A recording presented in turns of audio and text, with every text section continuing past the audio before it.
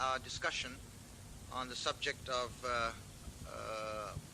management relations in the United States as opposed to those in Japan, with the author of this book entitled Management and Worker as our guest, none other than Dr. James C.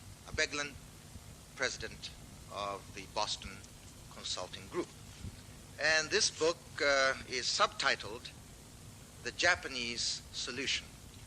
And I'm sure that all of you, like myself, are very curious to know what the author means by the Japanese solution. But before we enter into any substantive discussion, I should like to kick off by asking Dr. Abeglin a very personal question, if I may, as to why he had his two children enrolled in the regular Japanese school system while they were living in this country. Dr. Abeglin. Well, I was in Japan, of course, to learn about Japan, to take part in Japanese life. My concern for that year and a half or so was to learn as much about Japanese society as possible. And it seemed to me that when Japanese families come to the United States, their children enter into American education system and American schools, and no doubt the parents as well as the children learn a great deal about American life in the process. I felt the same pattern was appropriate here. I suppose in a way it was a bit unfair to my children. I wasn't asking them to go to Japanese school. I was telling them. On the other hand, they enjoyed it clearly. I think looking back, they both benefited from this experience of taking true part in a different culture. Certainly the school was a very good school, and they were taken very good care of. I think really it was a good thing to have done, and I think had we not done that, we would not really have had the chance, my wife and I, to learn about Japanese society. It's very easy to remain a kind of outsider in the foreign community, and we did want to avoid that. I see. Well, now I would like to ask you why you subtitled your recent work, Management Worker, to be the Japanese solution. I'm very curious to know what you exactly mean by that. But looking back upon your original work of 1956, and I tend to feel that perhaps you were the pioneer in making a very correct assessment of the basic health of the Japanese economic system.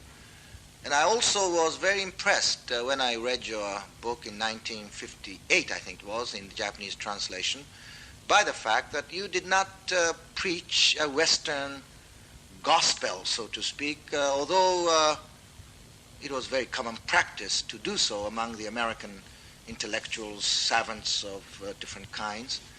And so perhaps I can say that since the initial writing of the Japanese Factory in 1956, you have taken the pulse of the Japanese economy in a very accurate way. And therefore, I'm all the more curious to know what you exactly mean by the phrase, the Japanese solution. Would you elaborate on it, please? Well, I'm not sure whether one should read that the Japanese solution or the Japanese solution. Oh, I see. Emphasis is on solution, then. I think rather so, and in the sense that I was concerned in the earlier research and subsequently, of course, with trying to identify what it is that has made the Japanese economy so exceedingly successful. And certainly one comes, as you suggest, early to the conclusion that it is not because Japan has incorporated Western techniques of management and organization, rather because Japan has in fact developed a very unique system of total economic system and subsystems in terms of financial practice, management practice, and particularly management labor relations.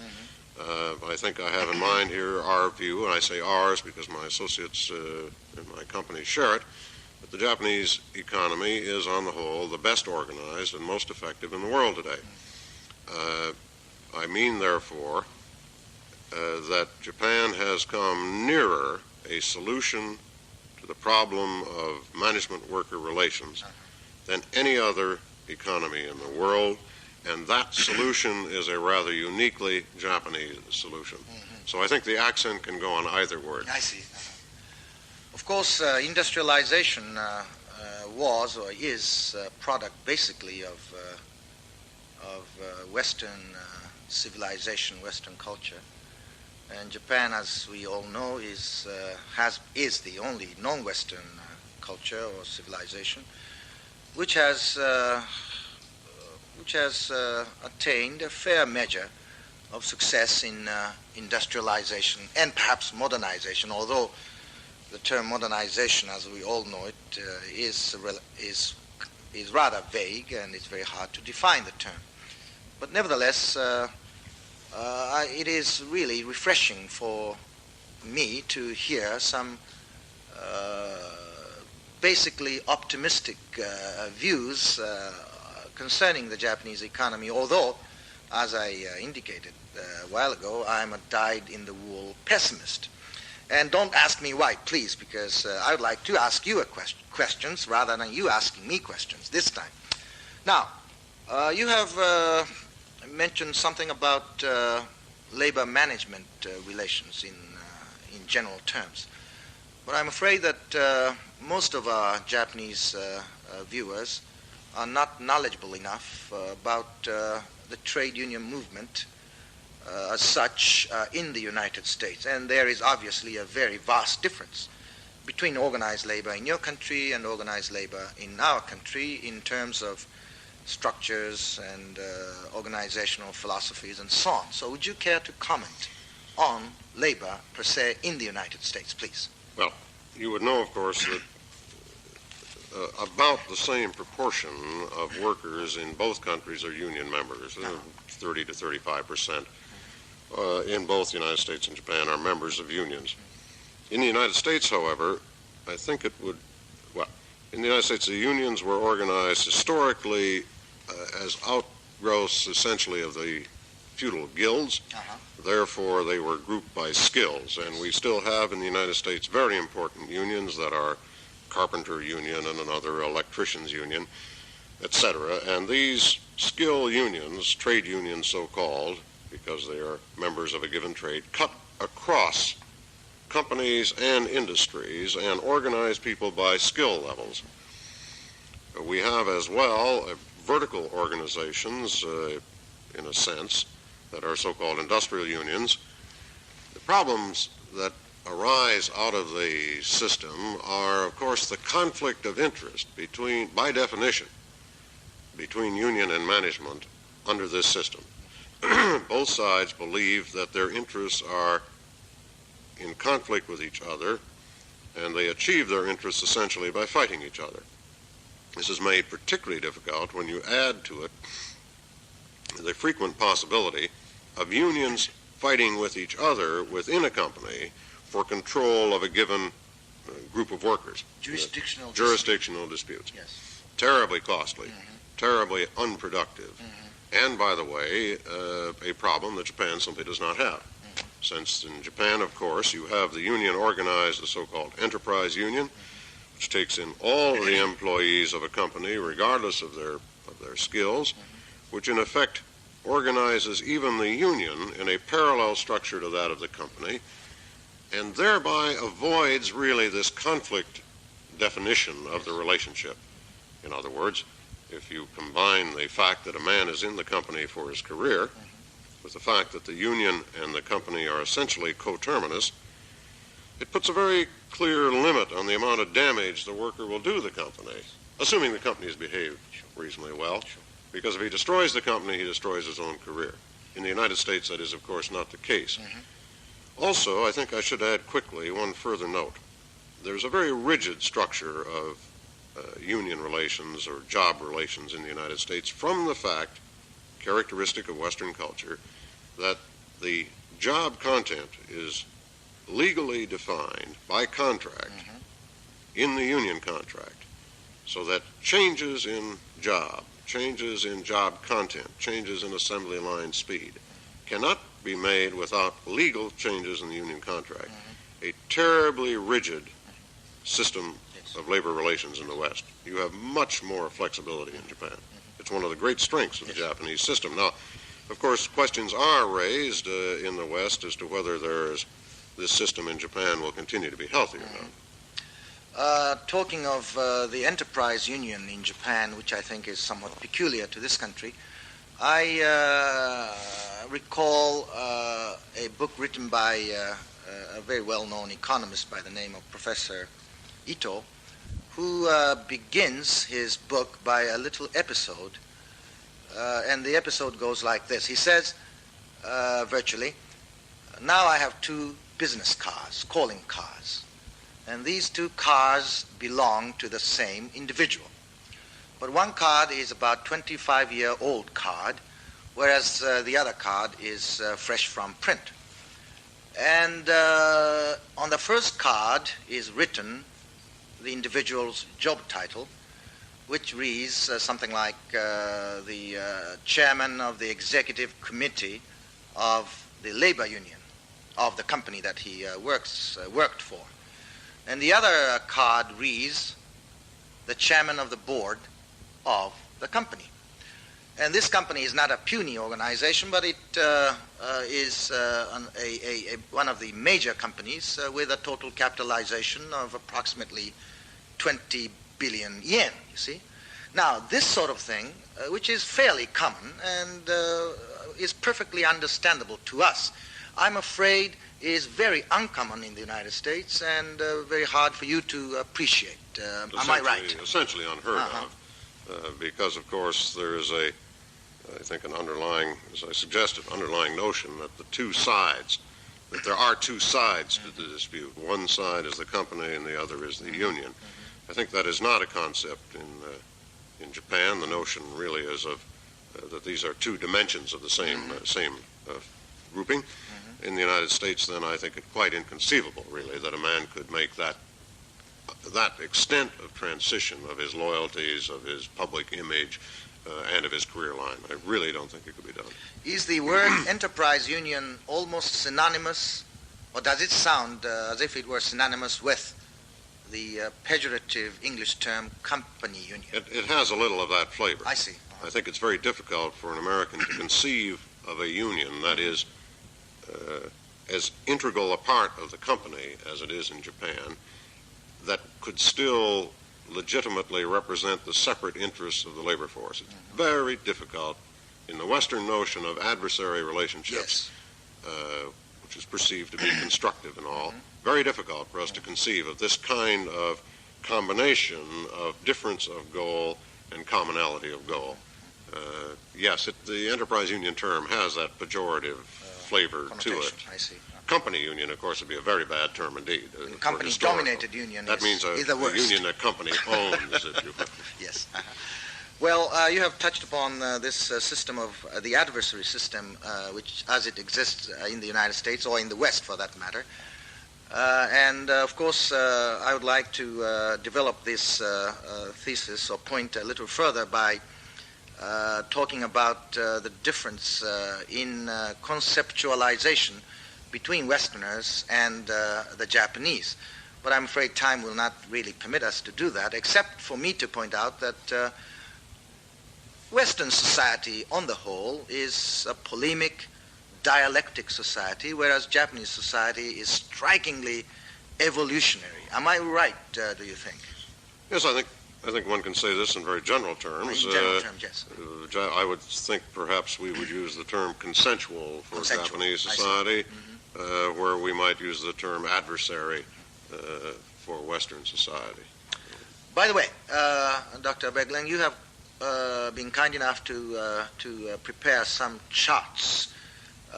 Would you explain these charts for us? Well, the occasion for the charts is the question of whether Japanese morale, industrial discipline, is holding up. And I've simply made a comparison here in this chart on man days lost to work stoppages, 1961, 1971, of the major economies of the world, comparing total man days lost in 61, 66, 71. We see quickly that really there's been no trend line change for Japan.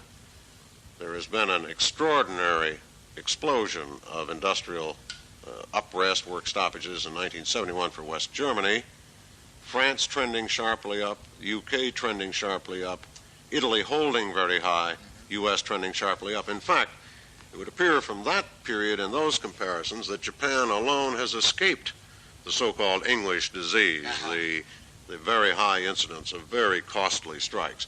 On a percentage basis, days lost per 1,000 employees, because after all the labor forces have a very different size in these economies, again we see that there's no upward trend for Japan in that period, Germany sharply up, and again the UK, Italy holding steady, the US sharply up. We look at Japan alone in these same kinds of terms. Yes. It really, we would conclude that the man days lost to strikes in Japan seem not to be increasing on trend. And they do seem to be very sensitive to growth rates. So that if we look by year from 1965 to 1973, and man days lost to strikes in manufacturing alone now, we really don't see any upward trend. They were high, really, in 65, but then declined sharply, rise again in 1971, declined sharply. We can expect probably in 1974 they were up again. And the relationship seems to be that when the growth rate slows in Japan, as in 1965, 1971, strikes go up sharply. I see. As the growth rate goes up, the incidence of strikes declines, which it seems to me says that industrial morale, industrial discipline in the Japanese labor force, unlike all of the Western countries, is holding quite steady. There's no indication, it seems to me, of a decline. However, we notice the pattern of wage increases. I don't mean to suggest that these increases were unreasonable. After all, economic success should translate to individual income increases. And inflation, too. Well, inflation is both a cause and effect here, of course. The real question is there a level of expectation building up and trending up in terms of wage increases that could be terribly destructive and causing inflation in the Japanese economy? All right. What, chicken first or egg first? Well, underneath this, of course, was very high increases in productivity, which meant that those wage increases, for the most part, were not inflationary. That was inflationary, and 30% in 1974 is certainly inflationary. All right. Now, I'm sure that in the capacity of an international consultant, you have been asked to help prospective foreign operators in Japan or Japanese businesses which are thinking of operating overseas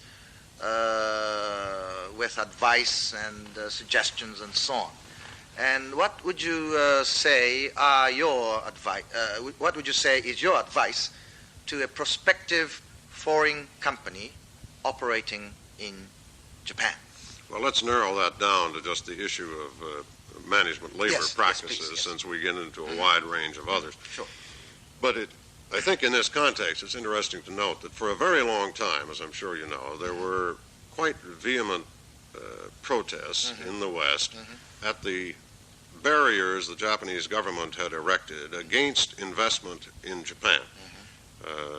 These were largely enforced by the Ministry of International Trade and Industry, and there was an enormous amount of complaint, particularly by U.S. businessmen, that they couldn't invest in Japan as Japanese could in the United States. Now, what's intriguing is that those barriers, and I think it is a credit to the Japanese government that this happened, those barriers have been largely dissolved, and Japan is now about as open to foreign investment as any other of the advanced countries. I see.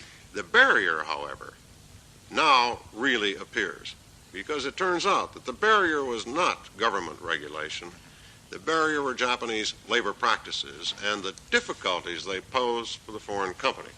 And I've tried in these charts to indicate something of what the problems appear to be. Yes. The real barrier to foreign investment now in Japan is the staffing problem, the problem of personnel relations. And I would point out first what is perfectly evident to every Japanese observer, that a foreign manager in Japan, and Western businesses know this, is very expensive. Yes. Costs a tremendous amount to have him here. Yes. He's quite isolated in his work, first by language barriers, also by social barriers, the difficulty of taking part in the local community. He has a distinct tendency to impose foreign solutions to problems. That is, if there's a marketing problem, he suggests it be handled the way it was handled in Nebraska, rather than the way it ought to be handled in the Kansai. Nebraska, yes. And, of course, the foreign manager in Japan is likely not to stay very long. He doesn't really expect to spend his life here. So he's somebody who's going to leave. So for a lot of reasons, a foreign investor in Japan does not want to use foreign executives. He wants to use Japanese executives. Yes. But then he has an even worse problem.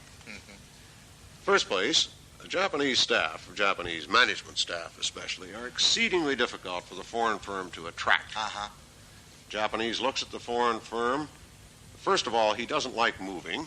There's very limited mobility in Japanese employment, as we've discussed, so that there isn't an open job market for the foreign company to draw from. The foreign firm really doesn't have very high prestige in Japan. Everyone's heard of Hitachi. Not everyone has heard of RCA. So there is a problem in simply the comparative prestige in the eyes of his family and friends. Higher job insecurity. It is a fact that foreign companies are a little less secure, not guarantee employment. Limited career potential. The man may know that his chances of becoming president of a Japanese company are not very high, but he has no chance at all of becoming president of a foreign company. Therefore, it's not so attractive. And the work climate, after all, it's English language oriented, the organization style. It's a little uncomfortable. So, first of all, the foreign company decides he doesn't want foreign staff, but he can't get Japanese staff, and when he meets them, it's very difficult for the foreign firm to assess the Japanese staff, of whether they are in fact good or not. And so, really, it is now, it seems to me, the effective barrier against foreign investment in Japan. The whole problem of attracting and assessing and keeping and compensating first-class Japanese personnel. Notwithstanding these difficulties and barriers, do you foresee an appreciable increase in the number of foreign companies operating in Japan in the years ahead?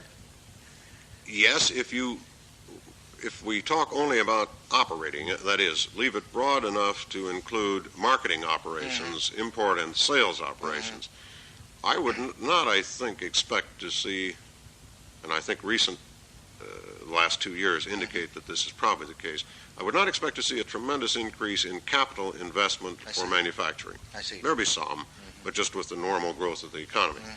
I should think that there would be a very significant increase in the efforts to sell into the Japanese market, which is, after all, an increasingly attractive one and increasingly open. That is, tariffs are going down, quotas have virtually disappeared. But I think you have to be a little careful. I would expect more activity, but partly because of this personnel problem. Very substantially. It is very, very hard for a foreign company to enter and do well on a large scale in this market unless they've been here quite a long time. I see. Well, this may be an ancillary sort of thing, but recently the Japanese newspapers have reported that the skyrocketing price increase in Japan have discouraged employees of foreign companies from being stationed in Tokyo in particular. Well, I think really probably the yen revaluation. That is, if you go from 360 to $1 to 280 to 1, you've got about, 15 or 20% loss in income there, and then, of course, prices too. On the other hand, prices are going up rather rapidly in the United States. Some people who live here, I think, have forgotten or haven't been there, haven't been home lately. It's a problem. It's a problem. But it's not a basic problem. If necessary, you pay what it takes to keep the people here. the fact is that it's very, very hard for a foreign executive to be effective in Japan. Now, talking back about what about this business of workers' morale in the United States, it is my understanding, and correct me if I'm wrong, that in the United States, especially among the blue-collar workers, work is considered to be an interlude between leisure time or to be a necessary evil, so to speak, for affording consumer goods. Am I right? Yes, I would. This is always very hard to assess, and I think these things are subject to rather superficial change. I think it is true, though, that many American work situations have become rather antiquated, not very attractive, not very appealing. Our economy has not been growing very rapidly, and therefore we haven't been going into the higher technology, knowledge-intensive industries as we might. I think, though, that one must conclude that as incomes reach a certain adequate level, adequate to the career expectations of a person, that perhaps the drive to continue working eases off. I should think one could make that case. It seems to me that in this Buddhistic land of Japan, the good old Protestant ethic is still very much alive and well. And do you think that this trend, this Protestant ethic of the Japanese version will continue to be with us? Well, I would suppose if what I said earlier has any validity, and I don't suppose any of us really know very well, there would be a point where Japanese consumer, Japanese individual will have a sense of economic security for himself, his children, that would cause him to be less devoted to his work, but I think that's some distance away. Social welfare programs are still poorly developed. Education is still very expensive compared to income. I think that compared to other countries, we would think the Japanese labor force would be rather high morale for some time still. I know that you are an optimist, and thank you very much. ということで、前回とそれから今日のですね2回にわたりまして、アベグレン博士をお招きして、特に今日はですね日本とアメリカの、労使慣行の違いに重点を置いてですねいろいろとお話を伺いました。特にそのご著書をですね The Japanese Solution、日本の解決策とあるいは日本的解決方法というようなサブタイトルをつけておられるということに関連してですねアベグレン博士のその日本的解決方法というものが一体どのような普遍性ないしは合理性を持っているのかというようなことについてお話を伺ったわけです。特に日本の労働組合とそれからアメリカの労働組合運動との相違というようなことについても伺いましたし、その間ですねいわゆるアメリカの産業別労働組織、つまりインダストリアルユニオン、それから職能別労働組合クラフトユニオン、あるいはトレードユニオン、そして日本のですねいわゆる企業別労働組織と、いったようなもののですね移動についてもお話が出ました。それからこの労使関係に関連してですねそのいわゆる先進国と呼ばれている国々、これはアメリカ、イギリス、その他の例が出たわけですけれどもにおいていわゆるその労使紛争と申しますかインダストリアルピースがですねしばしば長期のこのストライキその他によって破られておると、日本にもそういう問題は当然あるわけですけれどもどうもその問題はですね日本のこのいわゆる景気不景気ということと非常にこの密接に関連をしているようだというような統計的なですね調査に基づいてのご発言がありました。そして最後にこの外国の起業家がですね日本で仕事をしようとする場合にどのような困難に直面をするか、特に人間を雇うと申しますかいわゆるスタッフィング、人をですねこの雇い入れるという、そしてスタッフとして抱えるという面においてどのように具体的な困難があるかというようなことについてもですねチャートを示してご説明をいただいたわけです。どうやら基本的にアベグレン博士は日本の経済ということについては大変にこの楽天家でいらっしゃるらしいと、こういう結論が出たようでありました。ごきげんよう。